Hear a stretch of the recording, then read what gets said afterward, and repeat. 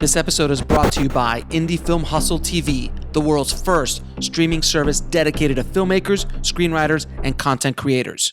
Learn more at indiefilmhustle.tv. I'd like to welcome to the show Kevin Lewis, man. How you doing, Kevin? Doing good, buddy. How you doing? Good, man. I'm doing as good as we can in this crazy world, man. But thanks for being on the show, man. We are going to get deep into your latest film, Willy's Wonderland, which is just insane. I can't wait to get into the deep end of the pool on that film. Before we get going, man, how did you get started in the business? So, Alex, I'm from Denver, Colorado, and I came out to USC Film School, and it's funny, even before I started the film school, I got an internship at Linda Obst at Columbia Pictures at the studio.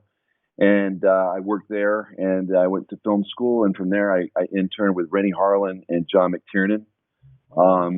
Dude, during those years, yeah. So Rennie and John were both like at the height of their careers, dude. Yeah. So what's funny is I interned with Cutthroat Island and Last Action Hero. So I don't know. I'm probably not a good luck charm, but I was about to say, I would get you off the set, sir. You the luck charms on both those films. But it was really cool. Like, I learned so much. I mean, at the Carloco building where Rennie was, it was so funny because like downstairs, it was the new guys and it was Roland Emmerich and Dean Devlin. And, it was like they just did Stargate. Right. And I was in charge of like, the scripts and like reading scripts and coverage and stuff. And man, I would also be in charge of taking the scripts down the infirmary and on this red wagon, they were just piled high and I would have to put them in the fire and burn them. And you just felt so guilty, kind of depressed because I was just seeing all these writers and, and actually some of them are pretty big now, but you're putting their scripts in the fire and just watching this great work and blood, sweat, and tears go up in flames. It was like, welcome to Hollywood, kid, I never actually knew there was an actual bonfire that they actually put things in. It was. I took them in. And so, yeah, but I learned a lot there. And then I right out of film school, I made my first movie, The Method, with Sean Patrick Flannery and Robert Forster and Natasha Wagner, and we went slam dance with it, and so that was my first movie, and we begged, borrowed, and stole. I got a Panavision camera from Panavision. They let us have that, and I shot it in a couple weeks, and this was I think you probably shot this in what, 95, 96? Yeah, 95. So there was no Reds, there was no Alexas. It was 35 or nothing at that point. Yeah. And when you were coming up, when you were interning for Rennie and John, you were telling me off air that you also had a couple of run-ins with Mr. Spielberg, and Mr. Lucas as well. Yes, I did. So I was on the set of I was at Sony, and that was when they were shooting Hook and Dracula. They did Dracula after Hook, and I ran into Mr. Spielberg and asked him if I could hang out with him and John Williams, and they were working on some of the post, and he had cheeseburgers in his hands. He said, "We're keeping it kind of private, but thanks," And like I said, he could have a security guard escort me out, but he was so nice. And then Dracula. I snuck on the set of Dracula and thinking, I'm going to sit watch Gary Oldman work and it's going to be amazing. And it was about 5 seconds before the first AD was like, get, what are you doing here? But those were magical times, man. The studios were bustling, making movies. It was pretty incredible. And another cool thing too was when I graduated USC, Spielberg and Lucas were the speakers at the graduation. They were getting honorary degrees, and they spoke to the whole graduation class, and then they went to the film school and spoke, and then gave out our diplomas. So I went and shook both of their hands, and I told Spielberg, he's the reason I'm here, and he said, "Knock him dead, kid." And that was just really, really special. I'm not a big autographs and things like that, but I'll tell you another thing. One of my favorite directors, Sam Raimi, and so when I came out here. At Shrine, they used to have the conventions at the Shrine, pop culture conventions, and so we went, and he was signing Army of Darkness, and I got the cool exclusive poster with Bruce and everything. And he signed it and he said, Kevin, looking for your name on the big screen. Keep them rolling, Sam Raimi. And then I was like, wow. And then down the road, Bruce signed it and said, Kevin, ignore what this guy says below. But I still have the poster framed. And it's just, yeah, I'm not a big autograph fan. Like I said, my grandfather was Tom Tully. And he was in the Caine Mutiny with Humphrey Bogart. He was actually the captain that Humphrey Bogart replaces. And he was known for a lot of World War II movies. He was like the Tough Irishman, Destination Tokyo and stuff. And interesting enough, he got blacklisted, him and like King Vidor. John Wayne actually asked him, are you going to vote for McCarthy? It was all that era. And he says, none of your business. And so they labeled him a communist. And he didn't get work for years. And then he got picked up work with Danny Thomas at a variety show and hired my grandfather. But why I'm saying that is because I remember growing up with my mom, and she had books of these autographs of her, Charlton Heston, her as a little girl, like all these amazing actors, Cary Grant, all of these just incredible on their lap. And so I just would look at it, and it'd be like, their autographs, and so I was just never a big fan. But with Sam Raimi, that was just something special, and of course meeting Mr. Lucas and Spielberg, like, come on, right? Right, So. Exactly. I'm not a big autograph guy either, but like I was telling you before, and like I got that Akira Kurosawa autograph in the back. I didn't actually get him to autograph it in front of me. I wish that would have been a thing, but I just bought it because it's Akira Kurosawa. The only other autograph I would probably ever want to buy is Stanley Kubrick, and that would probably be. I would. And I've looked into it, and I'm like, I can't really justify that price right now. So, what's your favorite Kubrick film? This is I love Eyes Wide Shut, man. I absolutely love Eyes Wide Shut. I'm a fan of, all of his films, but for whatever reason, Eyes Wide Shut really got underneath my skin and has stayed there ever since I saw it as an adult. I saw it when it came out in '99. Which was a quote unquote adult. I was in my 20s. I didn't count that as an adult yet, in my life at least. But Eyes Wide Shut, there was just something about that movie really just got into me. And all of his films just take a hook into you. I watched Clockwork Orange like a year ago, and I was watching the first 20 minutes. I'm like, it's like a 20-year-old did that today. It holds. It's insane. Oh yeah. No way. Can you imagine a studio releasing that today? Can you imagine? No. And one of my favorite movie is 2001. Can you imagine that? Wow. And it's so funny because I was talking to a friend of mine. I'm like, okay, so if they did 2001 today, like the Dawn of Man sequence is cut, it's gone, it opens up, and they're checking the monolith out. The monolith's attacking, right? And it's like attacking the first 30 minutes of the movie. And you got Clooney, right? You got Clooney, and like the voice of the monolith will be like Brad Pitt or something, right? And then like the whole like the Star Child sequence, forget that. Like that's done. This huge fight between two warriors and CGI. They would never make that movie ever. That's my favorite movie. It's a miracle that movie got made when it got made. And it only made a lot of money because of the time it came out. People started getting high and tripping and going to see that movie, and it became a huge hit. It found this college kids. They would go. Yes, college kids. Yes, and that's how it became so. They would get. Dude, we could talk about. They would get high.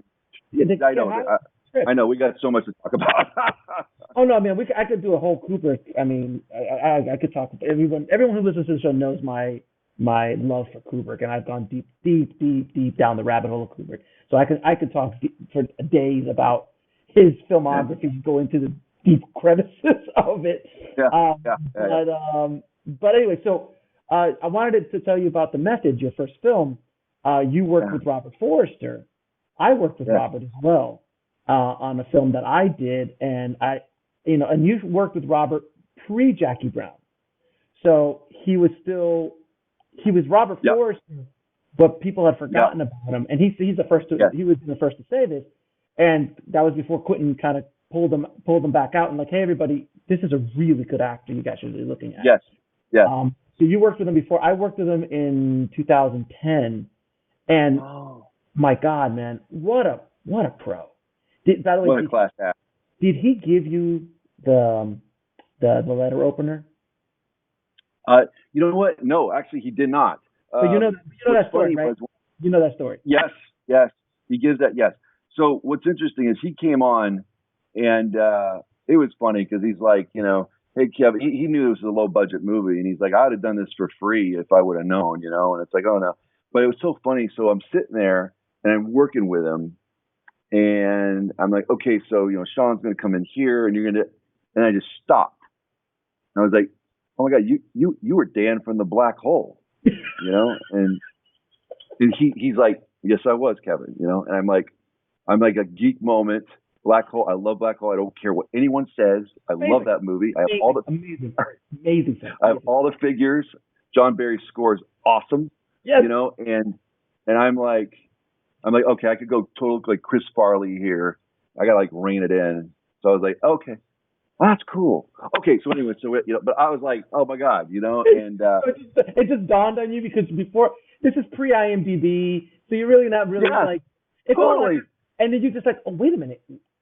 You were in the Black Hole. Oh, yeah, because you do a line reading with me, and I was like, okay, and then okay, Robert, and he's like, I was like, oh my God, and he was just the coolest. And I would run into it, Robert. At that time, he was telling me about Quentin. He was going, I think, to Swingles or Single. It was Swingers. It was in L.A. It's the diner, and he was meeting with Quentin. Yes, there you go. Yeah, okay. And Quentin was talking about, the script, and he's going to do it. And he was like, we'll see. You never know, whatever. And how cool is Quentin, man, to do that, and I was so happy for him. I heard Robert was telling me when we were working together, he's like, I go, how was it to get onto, how did you get on Jackie Brown with Quentin? Because it's Quentin's second movie, third movie. Yeah. And basically he could do whatever he wanted after Pulp Fiction. He could have done anything, and he picked Jackie Brown to do it. And he's like, Robert tells Quentin. Quentin's like, I think I'm gonna cast you as this part. He's like, Robert tells Quentin, he goes, Quentin, I don't think they're gonna let you cast me in this part. It's too big. And Quentin turns to him and goes, I cast whoever I want. And at that moment, Robert goes, oh, I'm back, baby. Oh, that's great. That's so Robert. That's awesome. He was just that's great. Oh my God.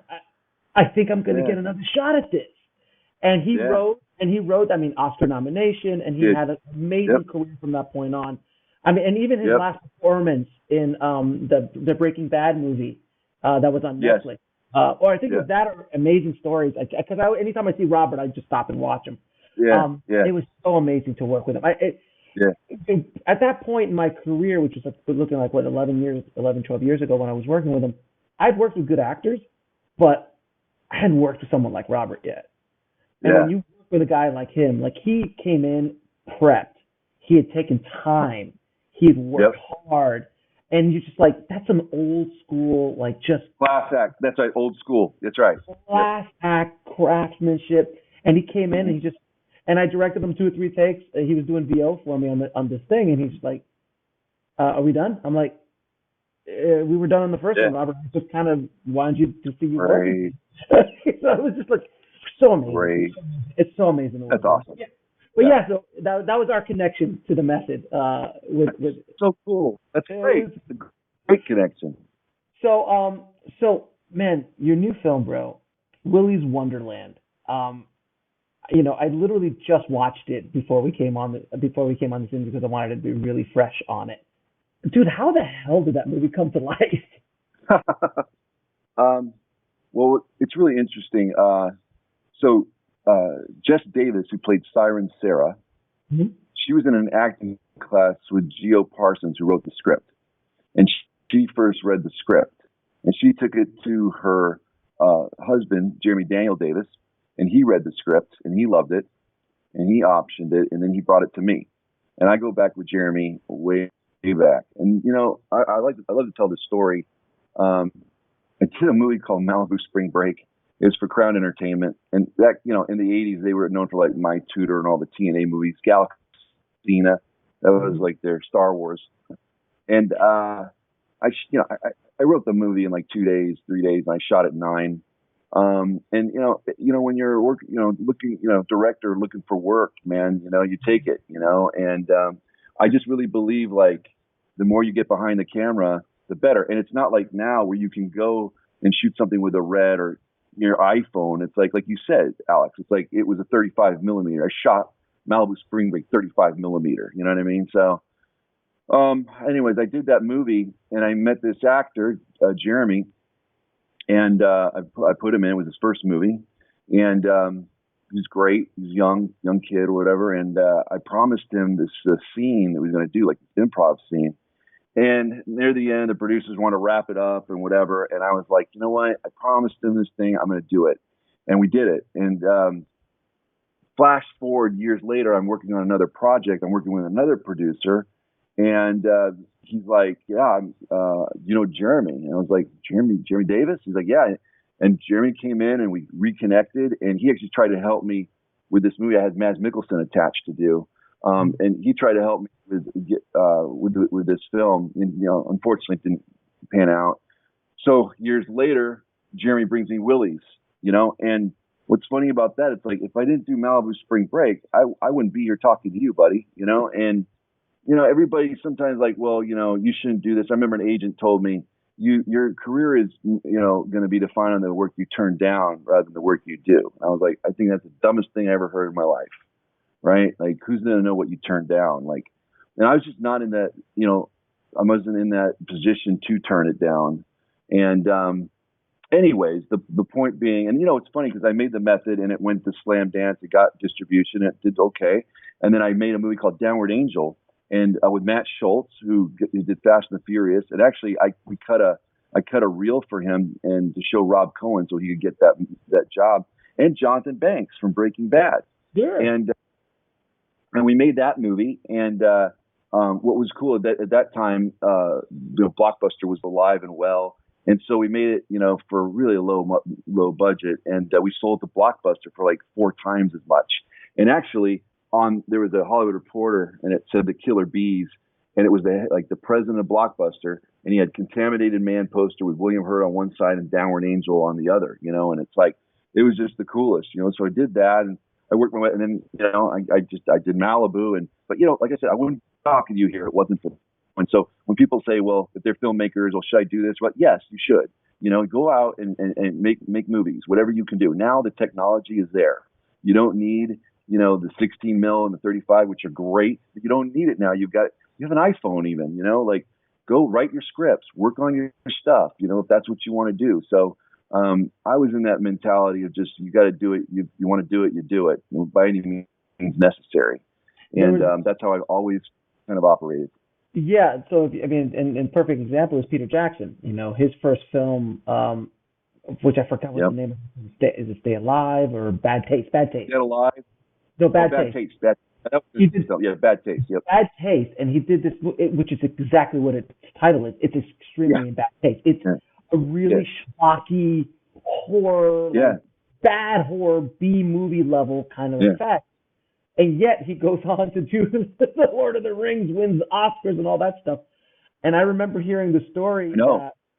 I heard the story that Peter Jackson, when he got hired by Bob Shea at New Line to do Lords of the Rings, Bob Shea hadn't seen Bad Taste yet.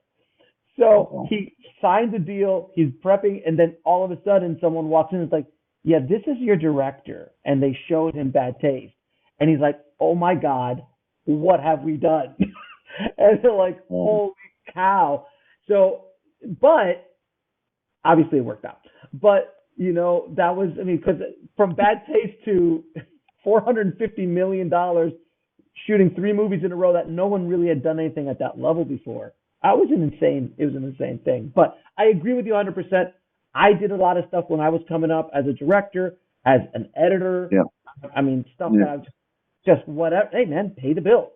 Gotta hustle. Yeah. Pay the bills. Yeah. And that's the thing. It's like, and again, it's like you talk about Peter Jackson, and I'm not comparing, it's so funny. We live in this world now where, to me, everything, you have to put kind of a disclaimer, right? So it's like, I'm not comparing myself to these guys. Okay. So I'm not, but James Gunn started with Trauma, right? Yep. You got James Cameron doing Piranha, right? Roger Corman and Piranha. I mean, it's like you got to start out somewhere. I mean, not all of us could be, and God bless him, and I love him, and he deserves everything. Like Christopher Nolan, like every movie the guy does is just amazing. Even Following, his first movie, I loved, and so. I mean, and so that's the thing. It's like there's just so many different ways, right, in this business and how you do it, And I always felt like I was going to work myself up. I was a workman's director. That's how I felt. I wasn't going to be this guy who just makes Wonder Kid, early and just hit this movie and be. I just never felt that, and so it's so refreshing to have Willy's because I never really had a budget on my movies.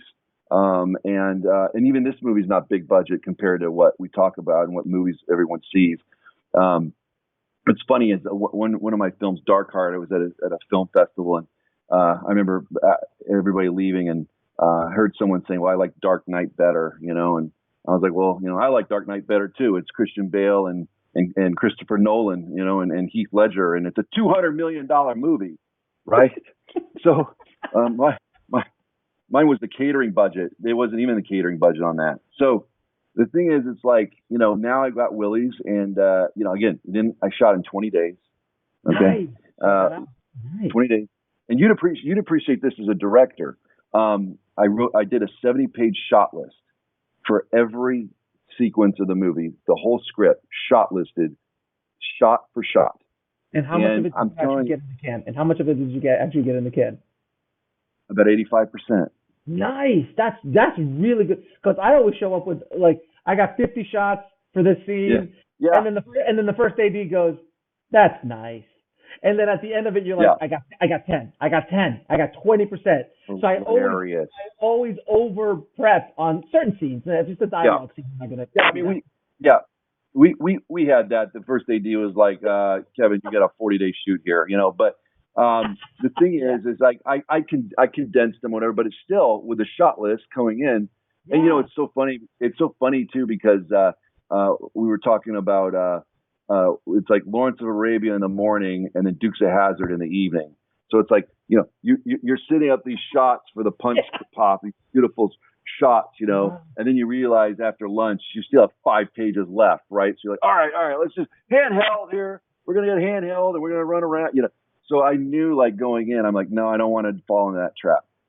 No, so that's a great, by the way, that's a great analogy. Lawrence of Arabia in the morning, Dukes of Hazzard at night. Yeah, totally right. And so basically, it was like, I would work with my DP and the production designer and everybody, and everyone was on the same page on this film, and everybody showed up with a smile on their face in the morning and left at the evening, and I feel like you can tell on the movie, like we were having fun. It's a very self-aware movie.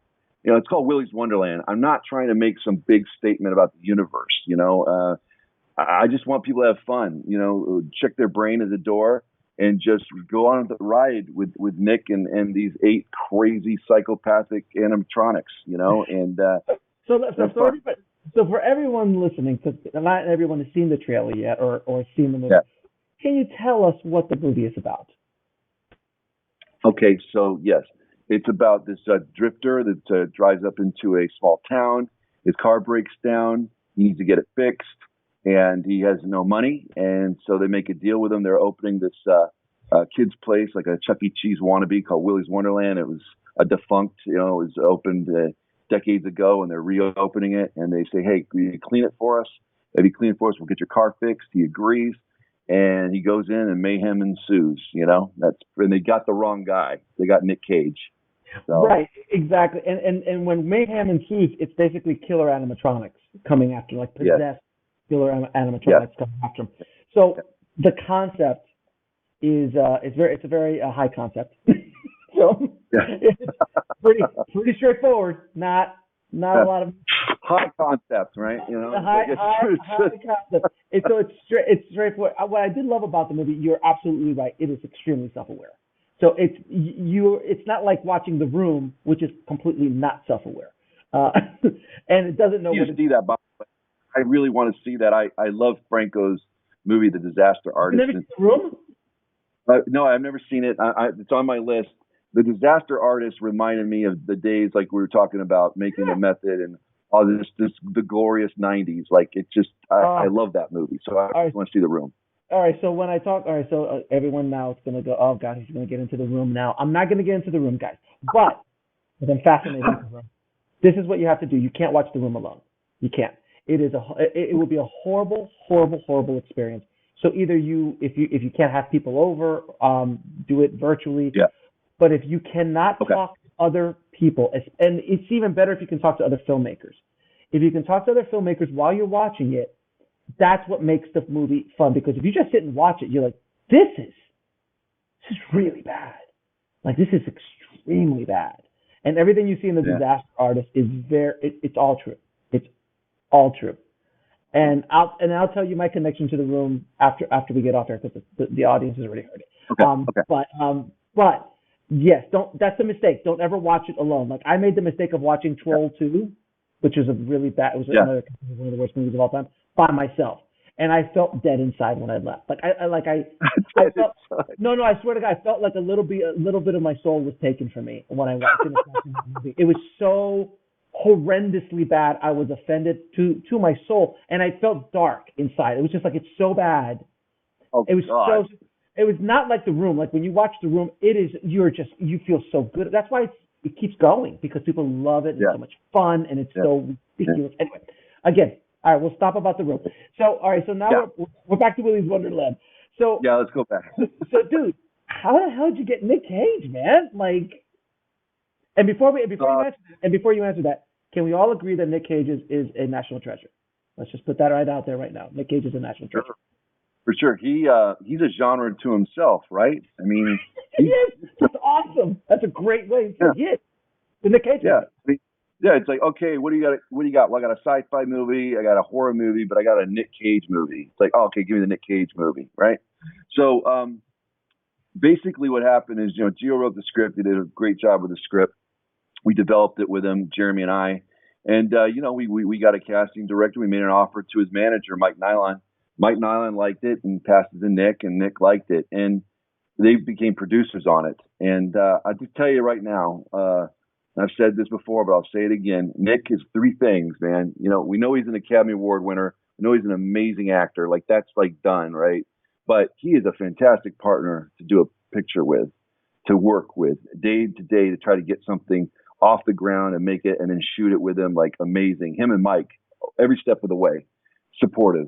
And the third thing is, he's just a damn good guy, man. Like, Nick is the real deal. He is solid. I'm a big believer in chi. That may sound corny to people, but when you meet Nick, you can just feel the energy. And he's true, man. He's no BS. Alex, there were times, man, like, and you'll appreciate this again, making films. Like, we would set up with second team, and I'd have this double in, and this double or stand-in. And it'd be like holding the punch pop, because we'd be, checking the focal length with the lens, all that. Nick would just come in and hold it. Okay. He wasn't in his trailer. He was there with us, the camera crew, right there. He wasn't in Video Village. He was there. And I can't tell you how supportive. We didn't get in one creative disagreement. We saw the movie eye to eye. He worked his tail off, with the fight scenes. Was there in the gym in the mornings, just working it, man, never late to set, always on time, always prepared, always ready to go, always pushing, always trying to figure out how we do it the best way. Like, I've got nothing. I mean, I could just go on for hours about Nick Cage. He deserves everything he has and more. I love that guy, and couldn't have made this movie without him, really. And what I love about Nick, man, is he is a national treasure, and he is, and now he's become, I don't know if he's always been this, but he's very self-aware of who he is, and his brand and what he's doing.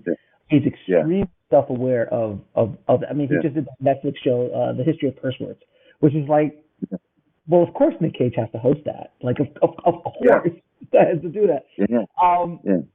And he's a movie lover, man, like us. Like, he'll be here, and he loves movies, and that's what you get with Nick too. It's like, he's a film fan, just like us, man, and he he gets it. You know, a lot of actors would have shied away from this part. You know, and it's a challenging part, and I was so happy that I just knew. We just knew. I had a gut feeling, Alex, that he was going to want to do this movie. I just think he was going to get it. He's going to get it. You know, and a lot of actors I don't think would have. You know, right? And he was like, and it's right down his alley. I mean, this is a strike, right down the middle. Yeah. Nick. I heard a story with Werner Herzog when he was directing Nick in Bad Lieutenant 2. Oh yeah. New Orleans. Yeah. He said that I think this was in his master class, even Werner's master class.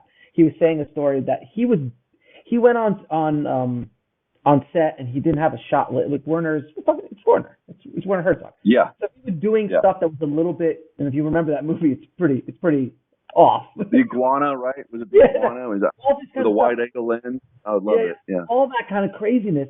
And I think there was I think the crew wasn't with Werner. And I think he was fighting the crew a bit, if I remember the story correctly. All I remember after that is that at lunch or something like that, Nick got up on the table or on top of the car and he addressed the entire crew. And he's like, I'm finally working with a director who's got a set of balls on him and who's brave, who's a true filmmaker, and blah, blah, blah, and just completely built him up. And it's Werner Herzog. I mean, at that point in his career, he's still Werner Herzog. Sure. But Nick wanted to support what this I believe it. This madness that Werner was doing, because that's the kind of, look, you sign on to a Werner Herzog movie, that's what you're going to get. Yeah. It's like signing on to a Terry Gilliam film. Like, yes. You know, don't look for Good Will Hunting. Don't look for Good Will Hunting if you got Werner or Terry. You're going to get those different kind of films. So that's why you hire these guys. That's why you hire these guys.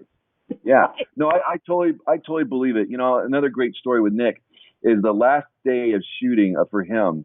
For lunch, he hung out in the dining room, the set, and he signed anybody and everybody's stuff from the cast and crew, posters, DVDs, whatever. He took his whole lunchtime to do it, pictures with everything. I mean, come on, right? Like, he's just the coolest.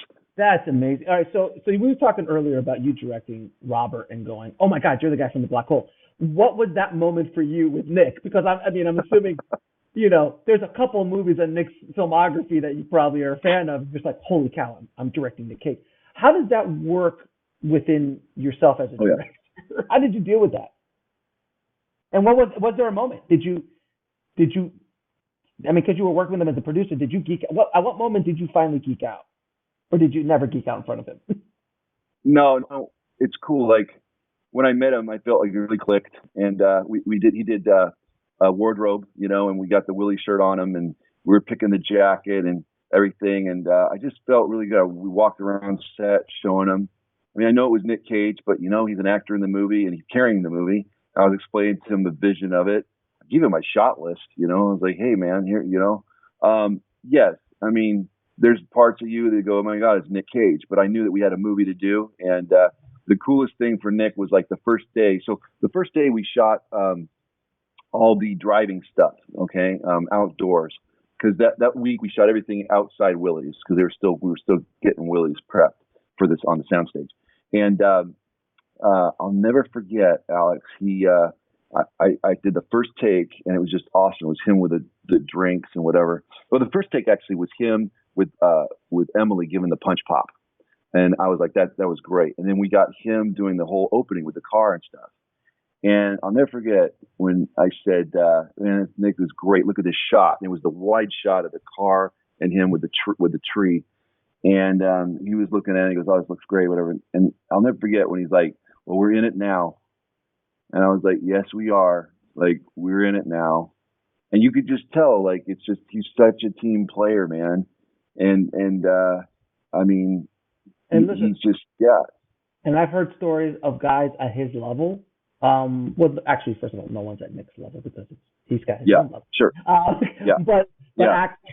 But actors who are accomplished, who are at that kind of, you know, box office level, who are not team players, who are nothing but pains in the asses, who help destroy films that they're on because of their attitude and their work ethic and things like that. So it's great to listen to. Oh man, it's so funny because a couple of weeks ago, I read an article. It was the director of Hoosiers, and he was talking about Gene Hackman. And I love Gene. I think Gene Hackman is a national treasure. I love Gene, man. And I was reading this article, and it was just like Gene made everything miserable, I guess, you know. And I was reading it.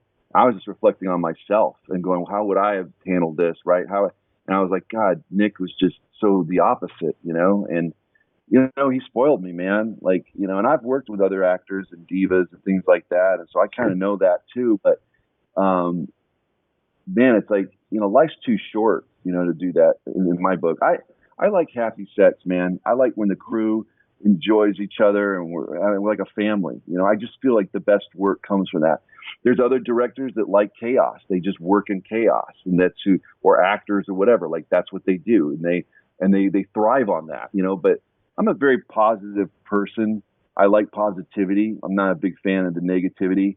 Especially, you know, I was, you know, I'm lucky to be here, you know, talking to you. I was in the hospital with COVID pneumonia, and I almost didn't make it, buddy. Oh man, I'm sorry to hear that. Yeah, I was in it for 2 weeks, and I got released right before the movie came out. And I was in bad shape, and you know, it really just brought everything to light on so many levels. But the point is that life is just too dang short, man. Mm-hmm. You know, and I used to like even stress out like all the movies coming out. Like I got to see everything, and I'm not a film fan and whatever. I don't see everything and stuff. And it's like there's so much out now with content. And I was really worried about Willy's.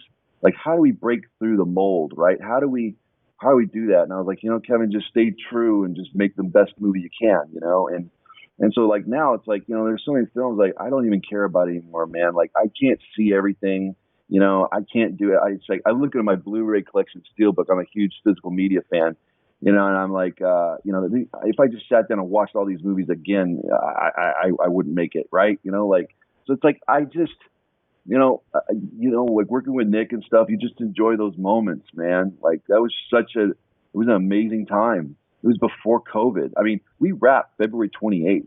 I was on a plane back home to Orange County March 1st on a Sunday. And in 2 weeks, I believe, COVID, LA shut down. I went to the cutting room that Monday and worked with my editor for 2 weeks. And then we were shut down.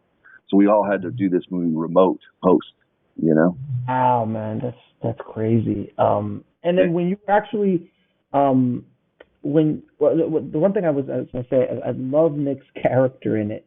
And by the way the movie breaks through, it's extremely simple. It's Nick Cage beating the hell out of Chuck E. Cheese. I mean, let's just put what it is. That's the pitch, buddy. That's the pitch. You had me at hello. Like it's like, okay, got it, fine. Yeah.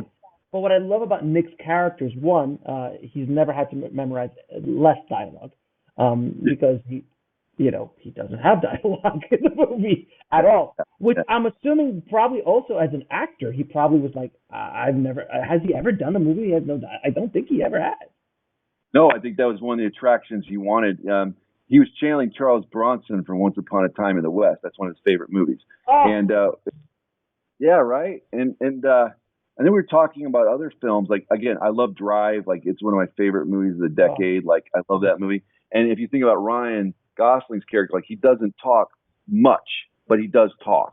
Okay. Mm-hmm. But, you know, and I was thinking like Mads in Valhalla Rising, you know, like he doesn't talk a lot, but I think at the end he does. But I was like, God, what? I don't know, man. You know, we're film buffs. Like, have you thought about how, you know, could you count on 5 fingers how many characters in films have not talked? Like, I think it's pretty rare, right? It's extremely rare, especially having an actor of his caliber doing it as well, which is I can't remember an actor not speaking at all in the entire film, other than the occasional grunt, which, well, that's a Nick Cage grunt because I've heard that 1,000 times. Yeah. So when he's fighting, which is great. But I also love about Nick's character in the movie which he's just called the janitor. There's no name to it. Or not the janitor. Is it the janitor? I saw the credit. Yeah, what is the janitor. He's the janitor. Yeah. The janitor, which is great.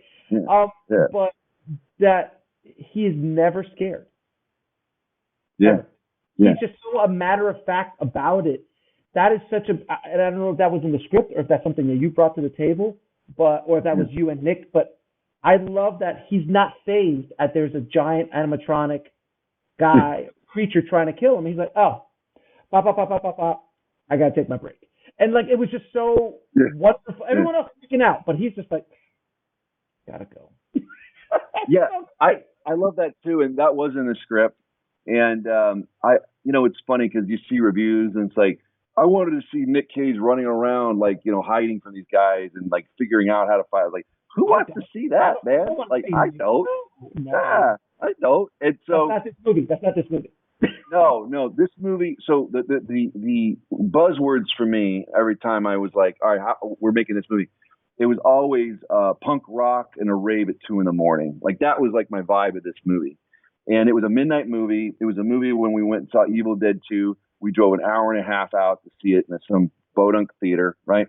That was it. It was a Midnight Madness film. That's what I wanted on this movie. And I love that he's not flinching and everything. I just think that's great. It turns the genre kind of on its head, to be honest with you, because that's what you're expecting, right? You're expecting hiding out and whatever, and then they're gonna work on, like, we'll have a MacGyver scene where they build the weapon to fight the creatures, and A-Team, we have A-Team where they got, like, that's like my favorite part of the A-Team too, though, because they shot totally. They were horrible shots. I think one person died in the entire series. I still remember it because it was such a shock when someone died. I think someone was thrown out of a window and that guy died. I'm like, wait a minute, someone died? Like, it freaked me out. Because no one ever, there was even a grave.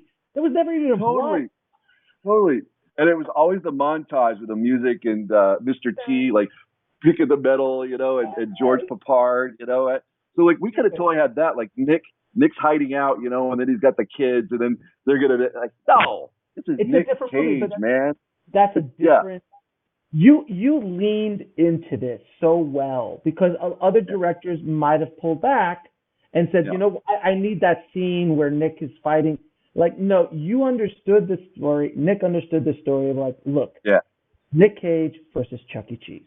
That's at the end of the demonic Chuck E. Cheese. That's it, guys. It is not deeper than that. Let's go down that road, and if you nail that, you've got a strike. Embrace it, right? Embrace it, and that's how I felt too. Like, I had 20 days to shoot, like I said, and so, I didn't care if we had a shopping cart, like, to use it for a shot. Like, I don't care, old school. Like, we're gonna get these, and that's kind of how I did it. And let's turn our weaknesses into strengths. I don't have a techno crane. Okay, I don't have all these tools. I don't care. We'll figure it out.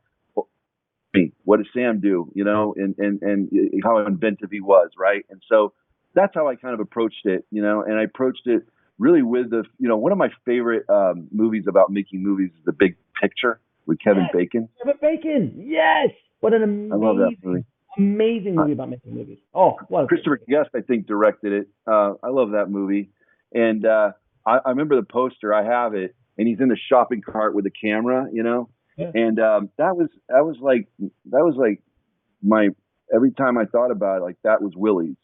That's how I wanted to do it. I wanted to do Grindhouse, just old school practical effects, 80s vibe, Return of the Living Dead, Evil Dead, all those, and even though it doesn't take place in the 80s, it's just got the soul, There's no question. I was going to ask you about that, because the music, you tapped into nostalgia with the music. The music is very synth, and it has that kind of vibe to it. And I was like, oh, and obviously, the old video games and the whatchamacallit, just the whole concept, the whole thing looked like it was something made out of the 80s. Ball machine. Yeah. I mean, look, those kind of places are throwbacks from the 80s. I mean, they might still be around today, not as much today with COVID, but they're just throwbacks. That's when they started, and that's kind of, and the creepiness.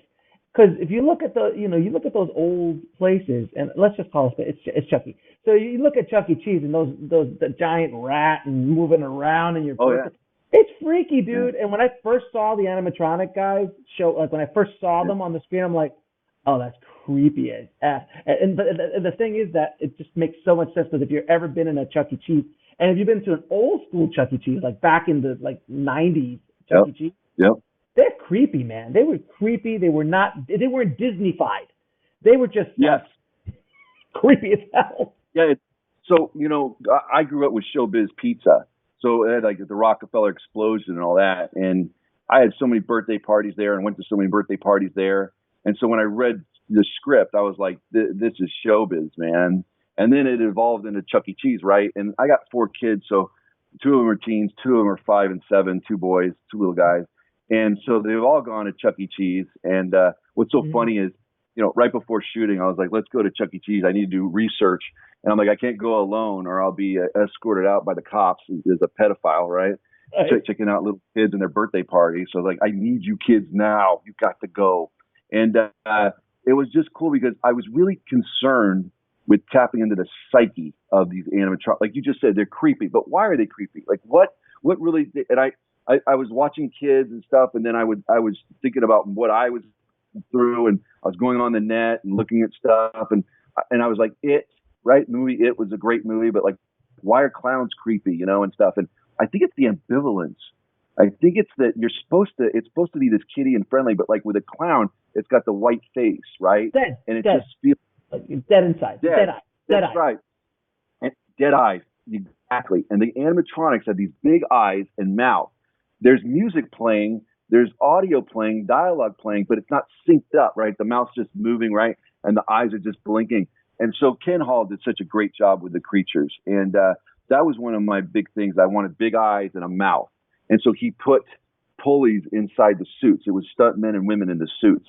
And they would move the pulleys and the eyes would blink and the mouths would open. That was big for me because that to me showed that these are real animatronics. They weren't, CG or puppets or whatever. We didn't have, it's funny starting out. It's like, well, we're going to build as animatronics. And it's like, yeah, we're going to have 8 R2-D2s on set with a remote control and an indie level film. Like, no way.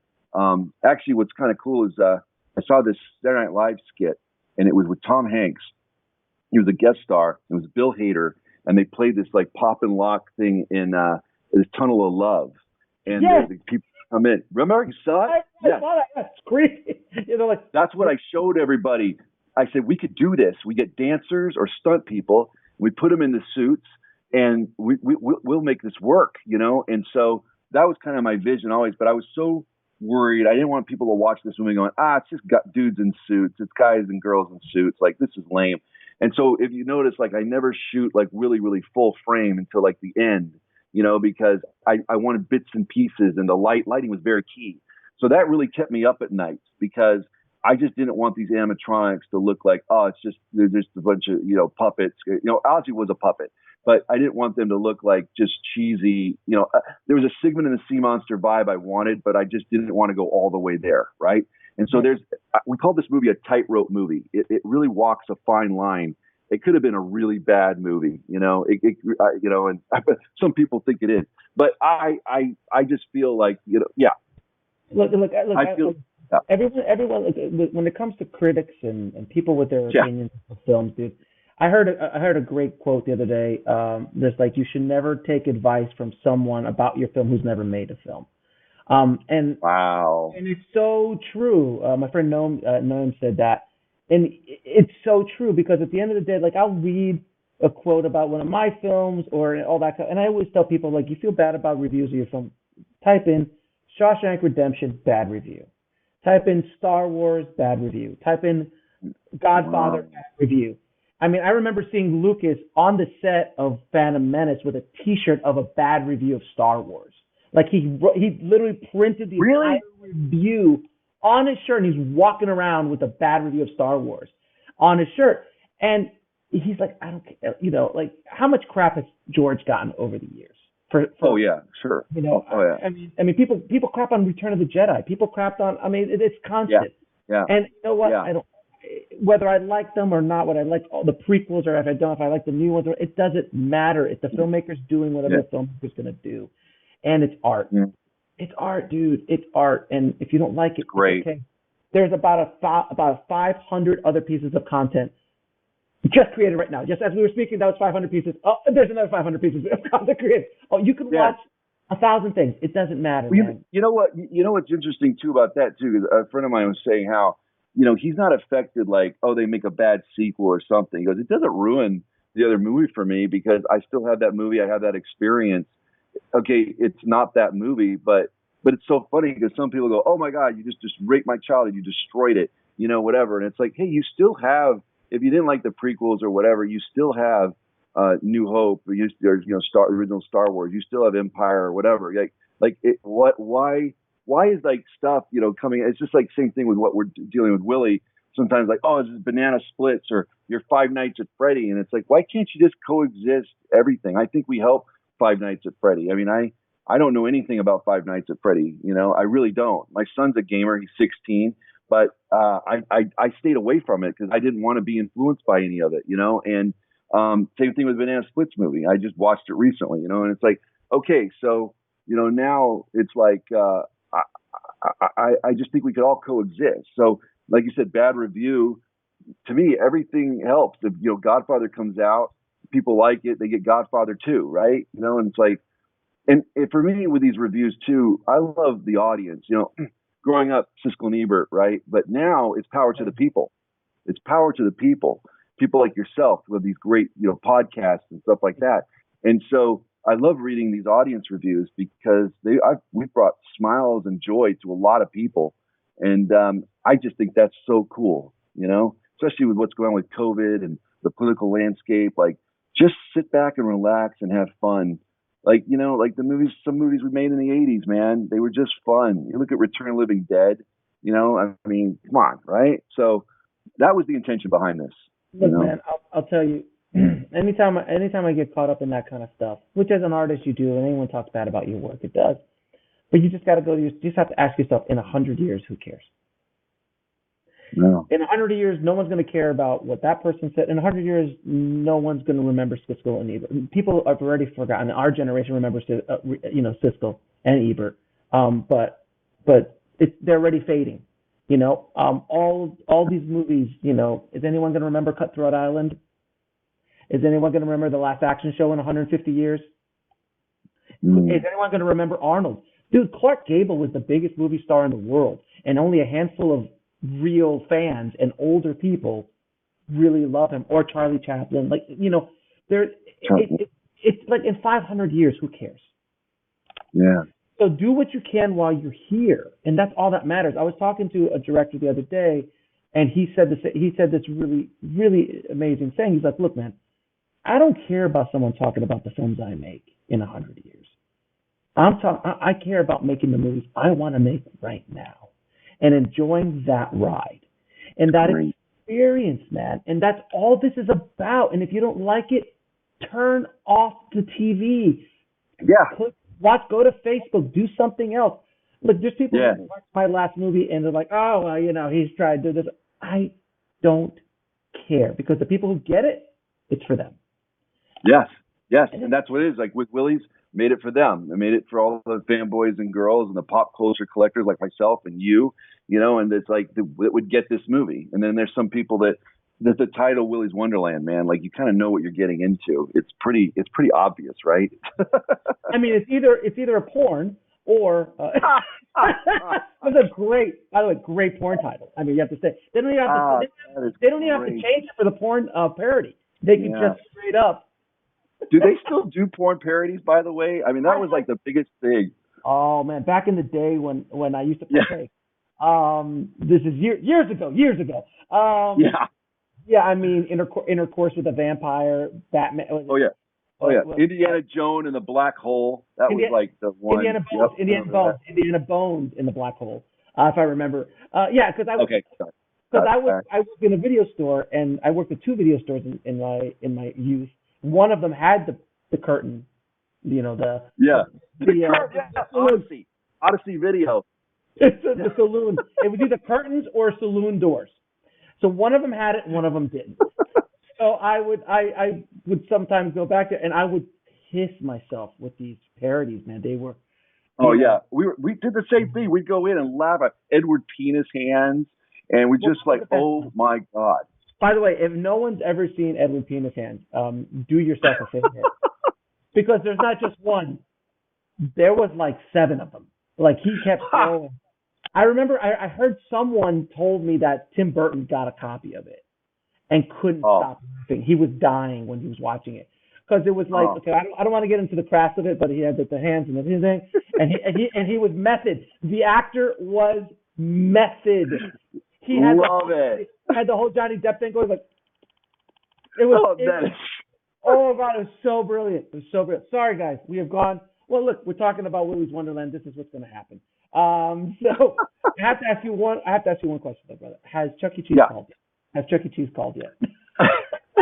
Well, Chuck E. Cheese, man, I feel bad for Chuck E. Cheese, man. You know, with COVID, I think it just put it under. You know what's interesting too, Alex, was when I was telling you research at Chuck E. Cheese before I went and shot the movie, you could already see things changing. There were like 3 broken animatronics just sitting there like this, and they had a LCD screen. And it was like, use your phone, and it had like the animated Chuck E. Cheese and stuff like that. And the kids were doing that. And you just saw like, this is a new generation, man. Like they're not going to know the animatronics anymore. You know, you could just feel it. No, I had my daughters, when I go with, I've been to way too many Chuck E. Cheeses in the last 5 years. Because for an adult, it's madness. It's madness. You can only take it for so long. But for kids, it's great. And you would just see off in the back the dead animatronics. They're just that was what happened back then, but they're just sitting there and they're dead, and that's what I think that's what kind of really Wonderland kind of tapped into, is that thing. They were like, those guys in the back, they're gonna kill us now, because you always in the back of your head are like, at any moment that rat's gonna jump off and just start stabbing kids. And it was so much. You know fun. what's funny too? What's kind of an in joke I kind of got a kick out of is Frank Gabriel did the artwork for the movie. So all the cartoon, the animated Willies, I wanted to be like a Hanna-Barbera Woody Woodpecker, right? So like the T-shirt, right? And what was great is like, if you look at Chuck E. Cheese and even Showbiz and all these other places, the animation looks so different from the animatronics. Like you got the Chuck E. Cheese animation, it's like the cute mouse and with the buck teeth and whatever. And then you look at the freaking animatronic, and it's like he's scary. His foot, you know, his eyes, you know. Terrifying. And I just always got a kick out of that. And so that was one of the things I want to do with our movie. So if you look at like Willy, you know, coming out, hey friends, you know that. And then you look at the animatronic Willy, the creature Willy, they look so different, right? You know, and I just got a kick out of that. It was kind of an inside joke, but that's what these places are. I was really talking about Emwa too, who did the score. Oh, I mean, he did such a good job. And the voice of Willy. And in the script, Willy didn't have much of a voice. He did his birthday time and stuff, but he didn't really talk. And when Emwa was working on the score, he was just doing Willy as a placeholder, and we all loved it. And he just did such a fantastic job. And he did the birthday time song before we even shot. So it was so cool. Like he did that, and he put it on a Chuck E. Cheese commercial. And he had the birthday time song, and I played it for Nick when I met him, and I kind of just showed it to him, and he dug it. And then when I was shooting all the animatronics, we had it, so we would play it on set. So it worked really well, and I knew it was a hit because the next day, you know, you'd have the cast and crew come in going, I can't get that damn song out of my head. It's just crazy, and it's creepy, and it's giving me nightmares, you know. So he did such a great job, Benoit, you know, 6 Little Chickens, and you know. Awesome. Now I'm going to ask you a few questions to ask all my guests, brother. What advice would you give a filmmaker trying to break into the business today? Oh, that's a great question. You know, man, I've said this before. I'll just say it again. I just stay true to yourself. And I always picture like there's this road, right? And like we're just all going on this road, this journey. And the road could be the creative journey of your script, of your story, or whatever. And I know this sounds maybe corny, but I just feel like there's people on the side like pushing you off the road, trying to push you off. And that could be change your story to meet this, or, you know, backstab your friend, you know. I mean, there's millions of stories, right? And you need to stay true to yourself. Movie making is about faith. You have to have faith in the material that you're doing, the story, the narrative, right? You have to have faith in the people you hire, you bring on as partners, as collaborators.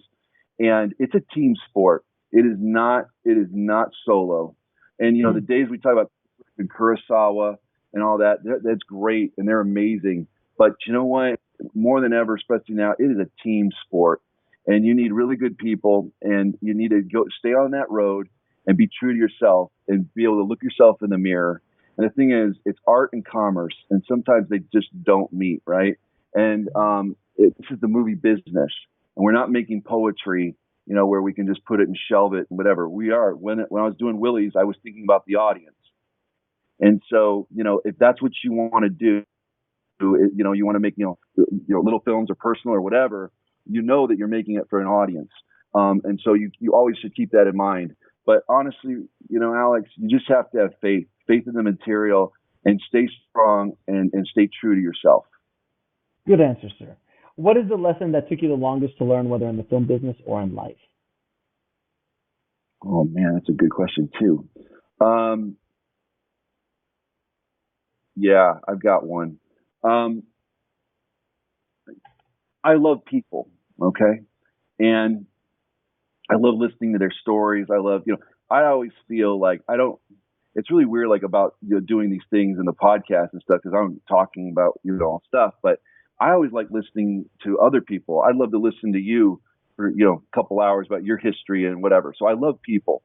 And making movies, again, it's like a family, and you get together and for a short period of time, and you create art, you create your film or whatever.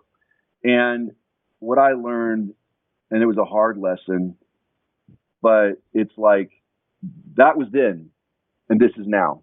And so just because you made a movie and you're with these people and whatever, they have their lives and they go on, and I used to think everybody was my friend, right? And I realized everybody has agendas, personal agendas.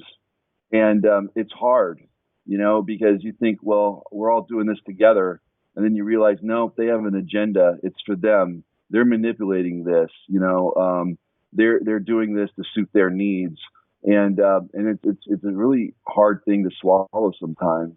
And these people that you think are your friends are not, And so that was the hardest thing for me was, we're all in this together and we're going through kind of a war. My dad was in the military and Green Beret, and he was always talking about Vietnam, and he was talking about drive on, the bullets, they mean nothing. And I'm not comparing movie making and war. Okay, it's two different things, but it is trust. It's in the foxhole with people that you need to trust. And there's a lot of pressure and there's a lot of things going on. And, like I said before, you have to stay true in things. And there's some people that just have agendas and that aren't your friends, and so it's a tough thing to learn, because like I said, I thought everybody was like on the same page. This is starting out making movies, not now. I already know this, but starting out, I just thought like everybody, they want the same thing. We're all whatever, and it's not.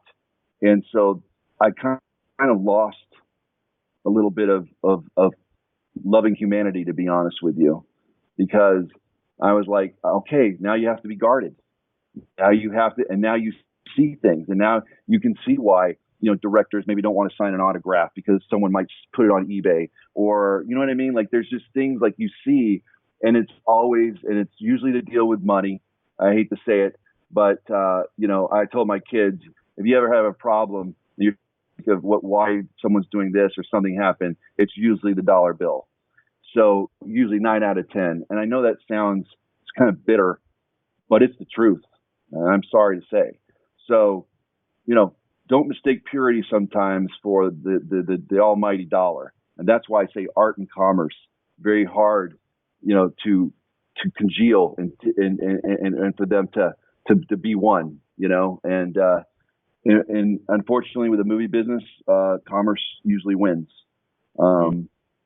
But we're talking about Kubrick, and some of these other great filmmakers, and to me, art won, So, anyways, that's a long way around it, but yeah, absolutely, good answer, man. And the toughest question of all: 3 of your favorite films of all time. Okay, favorite films of all time. So, Raiders of the Lost Ark was the movie that I saw where, Star Wars, just like you, like it was made by God. I didn't see George Lucas make this film. It was just like, and let there be light. And by the way, here's Star Wars, right? But Raiders was the movie where I saw the camera, I saw the editing, I saw the pacing, I saw what a director really did. And then I'll take that a step further with Evil Dead 2. with what Sam Raimi, how inventive he was with the camera and things like that. That's when I really started getting into filmmaking. So I have to say, Raiders of the Lost Ark, Evil Dead 2, 2001, Apocalypse Now. You know what I love? I love the movie Witness. I love Peter Weir. One of my favorite films. Oh, we need more movies by him, man. And I love Witness. And, of course, Blade Runner, So that's just some of them. I want to ask you, man. This is just off the path a bit, but there are so many amazing directors who just stop. They don't give them the budgets anymore. They don't let them do Ridley, and Ridley's a special occasion. He's what is he? Yeah. Late 70s at this point.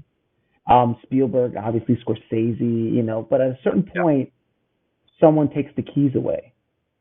And it's sad because, I would love to see another Peter Weir movie. I would love to see another Wolfgang Peterson movie. After Poseidon, he got thrown into director jail, and he hasn't come out of it since. So it's so hard sometimes to see these. De Palma, he left. He's like, screw you all. I'm going to Europe where I can continue to make movies. Yeah. And that's what Brian did. Brian's over there making his movies, and he's like, screw all Hollywood. I don't want to deal with Hollywood anymore. I'm going to go off and do this.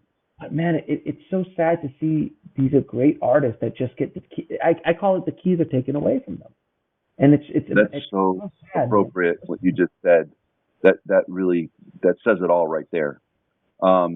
We could go on and on. I mean, I love Bernard Rose with The Immortal Beloved, Alex Proyas with The Crow and Dark City. We could go on. I just had Alex on the show. So I talked to Alex. Alex is so awesome, dude. And when we were talking, he's like, it's the kind of stories he wants to tell are $150 million experimental sci-fi films. That's not the world we live in right now. So he's hustling it, but he's still being creative though. And some of these directors he's doing shorts, these insane shorts that he's doing. He's building out his own production facilities in Australia. Wow. He's still a young guy. He's not an old guy. He's still a young guy. But it's so sad to see some of these filmmakers that we grew up with that are just, that's why I love when George Miller showed up. And he's like, I'm going to do Mad Max. Oh, yeah. I'm going to do Mad Max Fury Road. Oh, yeah. And it's going to look like a 25-year-old did it. And the DP is 70. I'm 75, whatever, how old he is. Yep. And I'm going to make the coolest, most hip, most everything film anyone's ever seen. Yep. And screw all of you. Yep. And you heard that Donner's coming back, right? Richard Donner's coming back. I love it. Lethal Weapon 5. Lethal Weapon 5. That's awesome. 90. Bring it. 90. Bring it, man. Bring it. So awesome. I love it. No, I'm with you. I remember seeing the Mad Max movie at the Cinerama Dome, and I was just blown away. I was like, wow, this is an instant classic. It's ridiculous. It's ridiculous. And then you go, this is the guy who did Happy Feet. I know. It's the guy who did Happy Feet. How can the director who did Happy Feet direct Mad Max Fury Road? How is that even possible in your mind? He's an absolute genius. He's absolute. And there's another thing that I learned from a producer told me years back, but he's right. You got to be able to walk away. And whether it's the deal that you're getting or the studio or the people trying to, change the story, or like you said, Alex Proyas not being able to make the movies that he really wants to make. Movie making, as you know, Alex, it takes a piece of your soul. Just like how you felt when you watched the Bad movie, right? That movie, it really does. It takes a piece of your soul. You have to care about what you're doing. I'm not one of these guys. I just want to show up and let's go. Okay, great. So, I'm not that. And so for me to do a project, I've got to invest 110%. And I'm sure you're the same.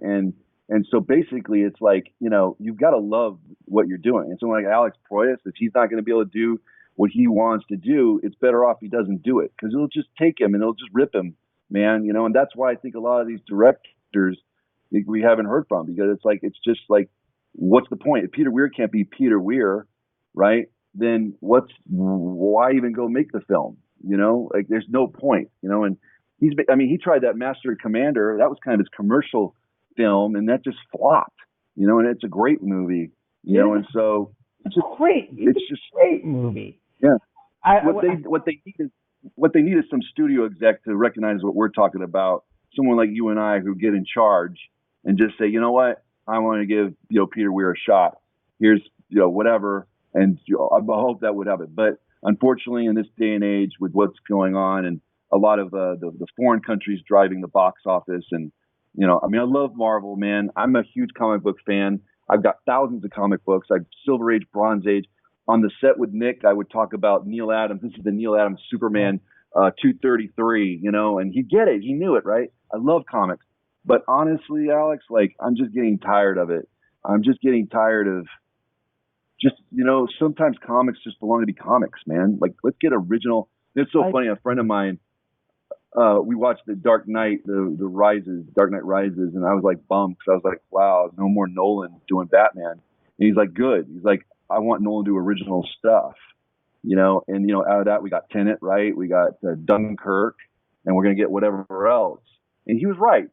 Scott was right, and it's just but then you take the Joker, right? And they make that. I thought Joker was an amazing movie, and they just turn it on its head, and it's wow, that's really cool. I know it's Scorsese and whatever, but we need more movies like that. If you're gonna do that, be inventive, right? Not just do the comic book, but we live in that world, man.